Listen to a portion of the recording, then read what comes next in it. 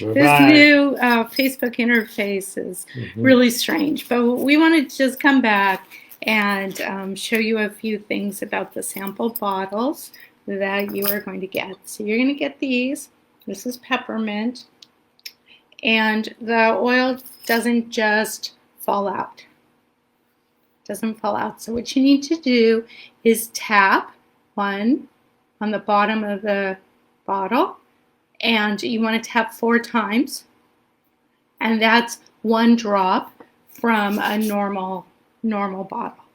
Okay, so 4 taps. Now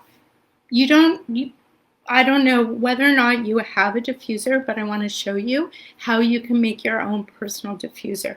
So I put that peppermint in my hands, just gently rub once or twice, bring it up to my nose and mouth,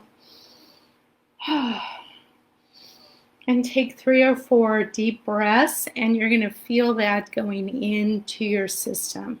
That's how you can make your own diffuser. We're going to share a little bit more about benefits of peppermint and other oils that you have that you can combine with peppermint over the next couple of days. But at the same time, we want you to open up your package when you get it and start using it. You can take that wild orange and add it to the peppermint. So now you have wild orange and peppermint together.